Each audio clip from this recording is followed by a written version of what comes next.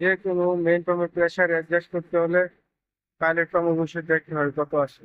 তো আমি আমার এখানে পাইলট পাম্প হচ্ছে অনেক কম আছে, কমপক্ষে রাখতে হবে 750 PS।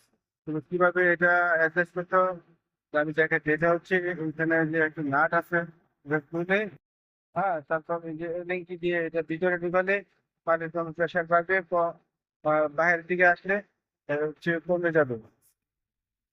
দেখেন আমি প্রেশার অ্যাডজাস্ট করতে পারতেছি।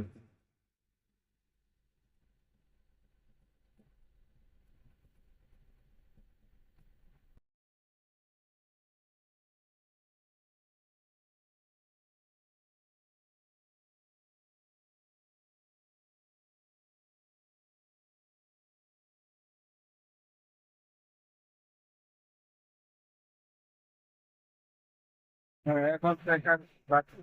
ঠিক আছে, এইভাবে মেন পাম্পের প্রেশার অ্যাডজাস্ট করতে নিতে হলে পাইলট পাম্পের প্রেশারটা অ্যাডজাস্ট করে নিতে পারে। দেখেন এটা হচ্ছে 750 PSI। ওকে, যদি আমার ভিডিও ভালো লাগে অবশ্যই সাবস্ক্রাইব করবেন এবং ফেসবুক থেকে দেখতে অবশ্যই আমার ফেসবুকে ফলো দিয়ে রাখবেন। তো খুদা হাফেজ, দেখা হবে নতুন ভিডিওতে।